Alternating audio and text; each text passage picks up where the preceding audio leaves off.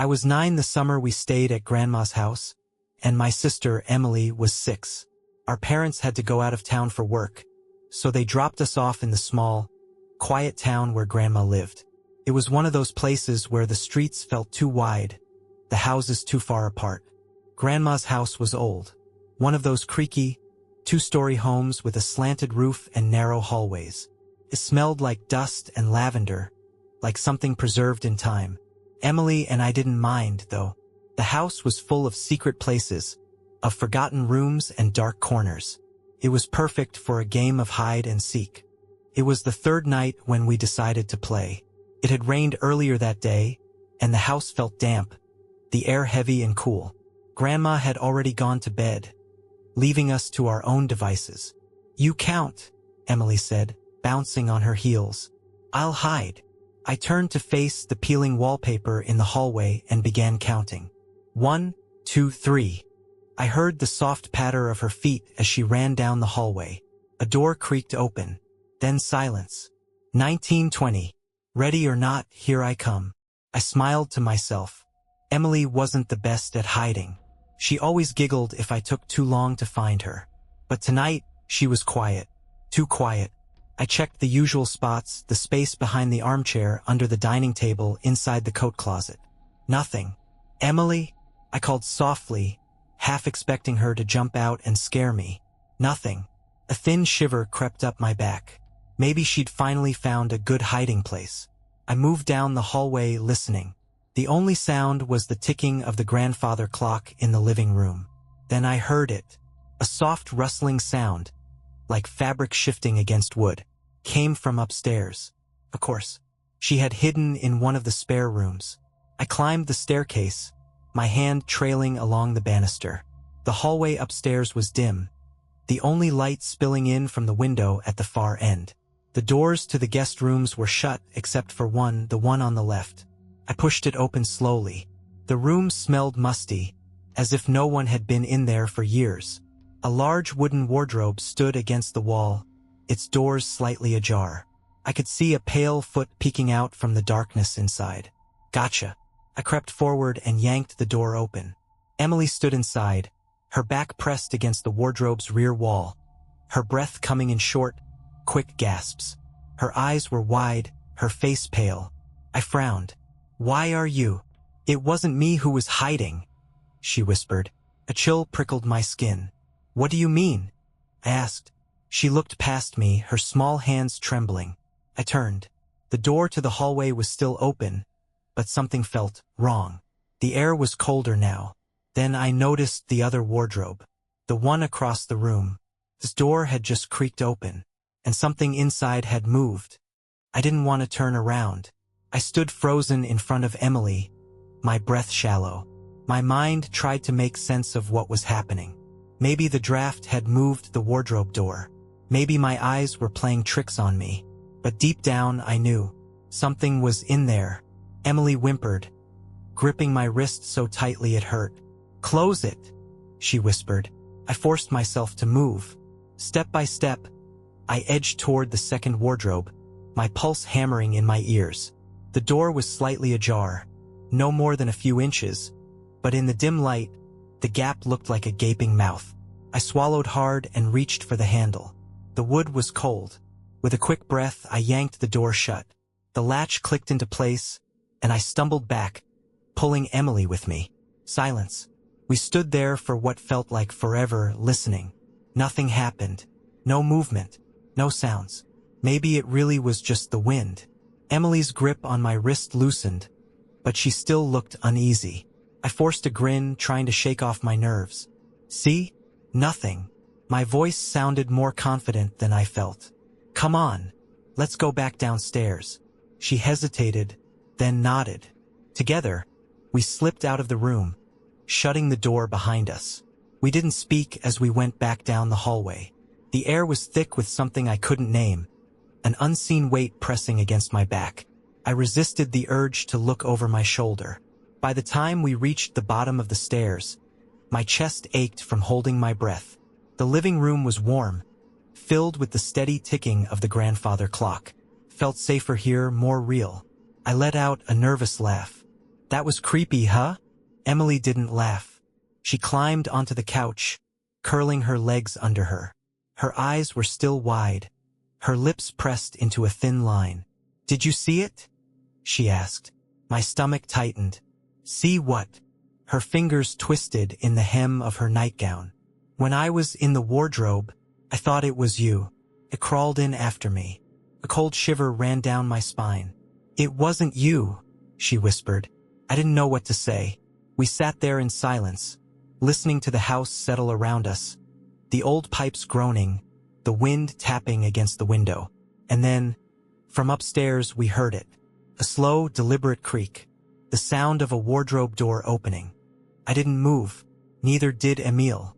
The sound had been unmistakable, the creak of the wardrobe door upstairs. It had started slow, stretching out like something waking up aft. I turned my head toward the staircase. The upstairs hallway was dark, nothing but shadows spilling from the O. Emily shifted beside me, her breathing shallow. I don't want to sleep up there, she whispered. Me neither. My voice barely made it past my. For a long time we just sat there listening. The house made its usual noises, wood settling, the distant hum of the fridge, the tick of the grandfather clock. But nothing else. No more creaks. No more. Maybe the wardrobe had just shifted on its own. The way old fun. Maybe. Cleared my throat. Let's just sleep down here, I said. Grandma won. Emily nodded quickly, relieved. We grabbed the blanket off the couch and curled up on the floor, using the cushions as makeshift pillows. I told myself everything was fine, that we'd just freaked ourselves out. But even as I closed my eyes, I felt it. A weight, like something was standing at the top of the stairs, watching us. I woke up in the middle of the night to the sound of footsteps. Soft, slow, coming from upstairs. I held my breath. The room was dark, the only light coming from the street lamp outside. Emily was still asleep beside me, her small body curled against the couch. The footsteps moved down the hall. Then they stopped. I strained to hear, my body rigid. A door opened, a long, dragging creak. Not the wardrobe. Grandma's room. For a moment, nothing. Then the faintest rustle of fabric, like someone shifting beneath blankets. I wanted to wake Emily, to run, to do anything, but I couldn't move. My mind raced with possibilities. Was Grandma up? Had she been walking around? Or was something else in there with her? A whisper of sound came from the hallway. A shuffle like bare feet on wood. My chest tightened. Then silence. I don't know how long I lay there, listening, waiting. But eventually, exhaustion pulled me under, and I fell into a restless sleep. Morning came too quickly. I woke up to the smell of coffee and something frying in the kitchen. Sunlight streamed through the window, and for a moment, everything felt normal again. Emily was still curled up beside me, her face relaxed. I let out a slow breath. Maybe last night had been a dream. I sat up, rubbing my eyes, and glanced toward the staircase. My stomach dropped. The door to Grandma's room was wide open, and her bed was empty. The sight of Grandma's empty bed sent a jolt of panic through me. I scrambled to my feet, my heart pounding. The sheets were rumpled, the blanket pushed aside like someone had gotten up in a hurry. Grandma! My voice cracked in the silence. No answer. I turned to Emily, shaking her shoulder. She mumbled something and rubbed her eyes. What? Grandma's not in her bed. That woke her up fast. She sat up, blinking. Maybe she's in the kitchen. I wasn't so sure. Something about the way the room felt, too still, too empty, made my skin crawl. We crept toward the kitchen, the floorboards groaning beneath our feet. The smell of breakfast still lingered in the air, but the stove was off. A frying pan sat in the sink, half-washed. A coffee mug rested on the counter. A thin ring of liquid dried at the bottom. But no Grandma. Emily clung to my arm. Where is she? I didn't know. We checked the rest of the house. The bathroom, the small garden out back, even the front porch where she sometimes sat in the mornings. Nothing. By the time we circled back to the kitchen, I felt sick. She wouldn't just leave, I muttered. Emily's fingers dug into my sleeve. Do you think Something took her? I didn't want to answer that. We stood there, uncertain, the quiet pressing in around us. Then Emily's gaze flickered toward the hallway. Look! I followed her stare, and my stomach lurched. The attic ladder was down. It hadn't been like that last night. A gaping black square yawned open in the ceiling, the wooden steps extending down like a jagged tongue. Cold air drifted from the opening, carrying the scent of dust and something faintly metallic. I swallowed hard. Emily clutched my wrist. We should call someone. I wanted to agree, but a terrible thought crept into my mind. What if Grandma was up there? What if she needed help? I didn't want to go. Every instinct screamed at me to grab Emily and run. But instead, I stepped forward, tilting my head back to peer into the attic's darkness. A whisper of movement. Something shifted up there. A soft creak of wood, like weight shifting from one foot to another. I sucked in a breath. Then, a single knock, not on the floor, on the inside of the attic door, like something was waiting. The knock sent a jolt of ice through my veins. Not a loud bang, not a frantic pounding, just a single, deliberate knock, like a signal, like an invitation. Emily let out a small gasp and clung tighter to my arm. I barely noticed. My whole body had gone rigid, every muscle screaming at me to run, to pretend we hadn't heard it. But I couldn't look away. The attic swallowed sound. No rustling, no shifting, just the dark, yawning space above us. A shadow moved. It wasn't much, just the faintest shift of something deeper within the blackness. But I saw it. Emily tugged at me, her breath ragged. Don't. She didn't have to tell me twice. I grabbed her hand, took a step back, and the ladder creaked. Not from us touching it, from something else, something above us. I yanked Emily away just as the attic door slammed shut with a force that shook the ceiling. Dust rained down in a thick, choking cloud, and the air turned heavy, charged like the moments before a storm. We ran. Neither of us spoke. We just ran. Through the hallway, past the living room, straight to the front door.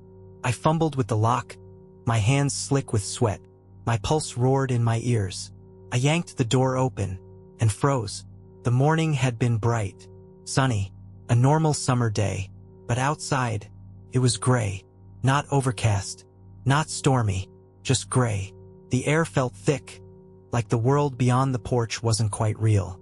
The street, the houses, the trees, everything looked muted, drained of color, like a photograph left too long in the sun. And the silence, it was wrong. No birds, no distant cars, no wind rustling through the trees, just an empty, suffocating quiet. Emily's fingers dug into my back. I don't like this, she whispered. Neither did I. But then, something moved across the street, a shape just barely visible through the haze. Person. No, not a person. It was too tall, too thin. Its limbs moved strangely, like it wasn't used to walking on 2 feet. And its head turned toward us. Even from a distance, I felt it looking, watching. I grabbed Emily and slammed the door shut. Something wasn't right. Grandma was missing. The attic had knocked. And now the world outside wasn't the world we knew. Emily started crying. She didn't wail or scream. She just let out these soft, shaking sobs that made my stomach twist. I didn't blame her. I wanted to cry too. Instead, I pressed my back against the door, my breath coming in short, uneven bursts. My mind scrambled for an explanation. There had to be one. Maybe a fire nearby had filled the air with smoke. Maybe my eyes were playing tricks on me. But deep down, I knew. The world outside wasn't right. And whatever that thing was across the street, it had seen us. We have to find Grandma, I whispered. Emily wiped her nose with the sleeve of her nightgown. But what if she's gone? I didn't have an answer. I turned away from the door, scanning the living room. The house felt different now, less familiar, more like a place that wasn't ours.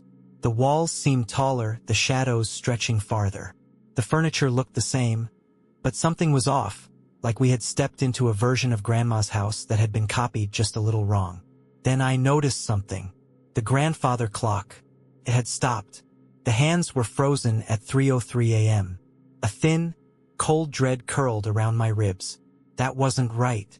The clock had been ticking just last night. I had heard it. Emily sniffled beside me. What do we do? I didn't know. Then, footsteps. Not from upstairs. Not from outside. From the hallway. Emily stiffened. I grabbed her wrist and pulled her behind me, my breath catching in my throat. A shape moved in the shadows. Someone was standing at the end of the hall. My heart leapt. Grandma! The figure took a step forward. The dim light from the window cast its features into view, and my blood ran cold. It was Grandma, but something was wrong with her. Her face was blank. Too blank. Like someone had taken an eraser and smudged out just enough detail to make her look not quite human. Her mouth was slightly open, but her chest didn't rise and fall. She wasn't breathing. Grandma! I tried again, my voice barely above a whisper. She took another step toward us. Her feet didn't make a sound against the floor. Emily whimpered. That's not her. My body locked up. She was right. This wasn't Grandma. Or at least it wasn't anymore. And then, she smiled. A slow, unnatural stretch of her lips. Too wide, too forced. Like she was still learning how faces were supposed to work. I felt Emily trembling behind me. Then, Grandma opened her mouth. And in a voice that wasn't hers, that wasn't human, she whispered, I found a better hiding spot. I couldn't move. The thing wearing Grandma's face stood perfectly still, except for its mouth, which still twisted into that awful, stretched-out smile. The voice had been wrong. So wrong. It wasn't just the tone. It was the way the words came out, like they'd been forced through lips that didn't know how to shape them properly. Emily let out a choked sob behind me. Then Grandma moved. Not a normal step. Not a slow, shuffling walk like she usually did. One moment she was standing at the end of the hall. The next she was closer. Too close. My breath caught in my throat. I didn't see her take a step. There was no motion, just a sudden, jarring shift forward, like a skipped frame in a broken film reel. And then, she tilted her head. Just a little. Just enough to let me see. Her eyes. Oh God, her eyes were gone. The sockets weren't empty, not exactly. They weren't black pits like in horror movies. They were just smooth. Flesh stretched over them like they'd never existed in the first place. And she was still smiling. A sharp, wet click came from somewhere inside her throat. I grabbed Emily's arm and ran. I didn't think, I just moved. We tore through the living room, past the frozen grandfather clock, toward the kitchen. My only thought was to get away, to put anything between us and that thing. Behind us, the floor creaked. It was following. We stumbled into the kitchen. I slammed the door shut and locked it, my chest heaving. Emily was shaking, her little hands clutched into fists. Where's the phone? She gasped. I scanned the kitchen. The landline sat on the counter near the sink. I lunged for it, yanking the receiver to my ear. Silence. No dial tone. No static. Just nothing. A cold dread crawled through me. That's when I noticed the fridge. Not because it was out of place. Not because it was open. Because of what was written on it. Black marker. Jagged. Uneven letters scrawled across the door. Don't hide. It likes that. My blood turned to ice. Emily saw it too. Her breathing hitched. A new sound drifted through the door behind us. A soft, rhythmic tapping. It wasn't knocking. It was fingernails, scraping gently against the wood. Slow, patient, like it knew we had nowhere to go. And then, in that same wrong, warping voice, it whispered from the other side. I found you. I grabbed Emily's hand and yanked her toward the back door. The kitchen was small, too small. There wasn't enough space between us and the thing outside. The scraping continued, slow and methodical, like it was in no hurry at all, like it was enjoying this. I fumbled with the back door lock, my fingers shaking too much to grip it properly. Come on, come on. Emily let out a small, desperate whimper. I turned. The doorknob was turning. Not the back door, the kitchen door, the one leading back to the hallway, twisted once, then stopped. Then the thing on the other side laughed. It was soft, almost polite, like someone chuckling at a dinner party. I slammed my hand down on the lock, wrenched the door open, and pulled Emily outside. The air hit us like a wall. It was colder than it should have been, damp and heavy. The yard stretched out before us. The old, rotting fence, the patchy grass, the shed at the far end. And beyond that, the gray, the sky, the trees, the distant houses. Everything was still drained of color, as if the world had been rubbed out and only the outline remained. The silence was thick, unnatural. Even our footsteps on the grass sounded muffled. But we didn't stop. We ran. I aimed for the shed. It was small, barely more than a wooden box, but it had a lock. We could hide. I almost made it. Almost. Then Emily yanked me back so hard I stumbled. What? She was staring past me, wide-eyed, her mouth moving but no sound coming out. I turned, and my stomach dropped. The back door was still open, and the thing that looked like Grandma was standing in the doorway. Only now, it wasn't alone. Two more figures stood beside it. One was tall, too tall, its body thin and unnatural. Its face, if it had one, was hidden in the shadow of the doorway. The other was small, a child, a girl, Emily. I felt my sister stiffen beside me, because the girl in the doorway, she looked exactly like her. Same nightgown, same messy brown hair, same wide, frightened eyes. I heard Emily whisper, "That's me."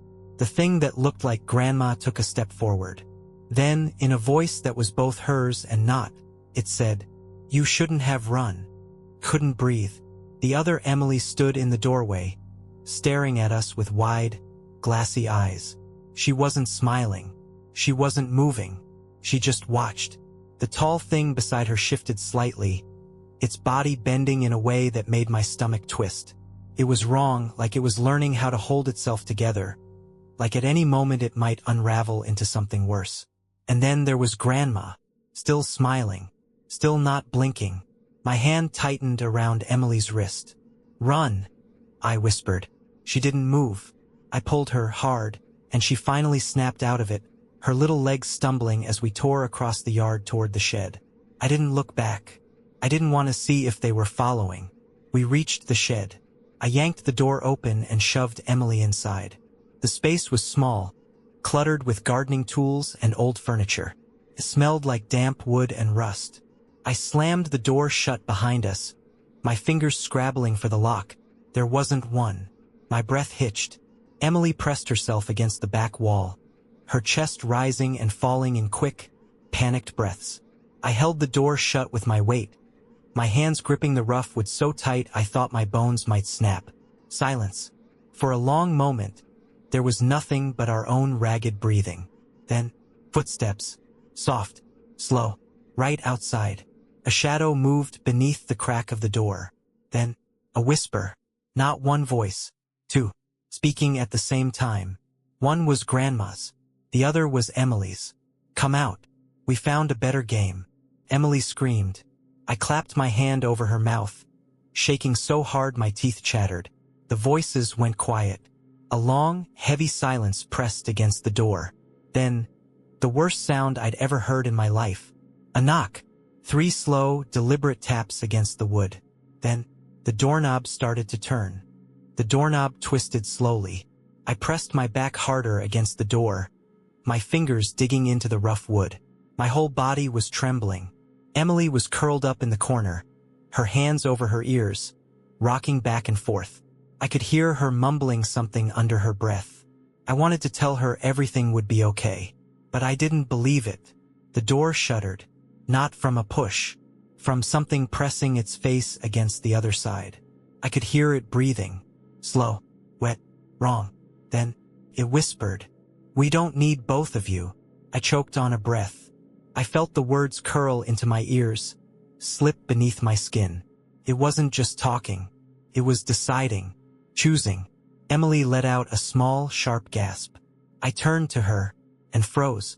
She was staring at me. No, not at me. At something behind me. Before I could react, her tiny hands shot forward and shoved me aside. The door opened, and Emily ran out. I screamed her name. I lunged after her, But by the time I scrambled to my feet, she was already halfway across the yard, running toward them, toward herself. I wanted to stop her. I wanted to grab her and drag her back inside. But she wasn't looking at me anymore. She was looking at the other Emily. And the other Emily was smiling. A perfect mirror image of my sister. They stood face to face for a single stretched out second. Then, one of them grabbed the other's hand. And they switched places. The one that had been inside the house stepped backward. The other one turned toward me. I opened my mouth, and everything went dark. I woke up to the sound of Grandma's voice, bright, cheerful, calling my name. Sunlight streamed through the window. The house smelled like coffee and toast. For a moment I thought, a dream. It was just a dream. Then I saw Emily. She was sitting at the table, swinging her legs, eating a piece of toast. She looked at me and smiled. I tried to speak, but something was wrong. I couldn't move, couldn't even blink. I was staring at myself. I was inside the other Emily, and the real me was still sitting on the floor, staring, unmoving, still inside the shed, trapped, watching as someone else lived my life.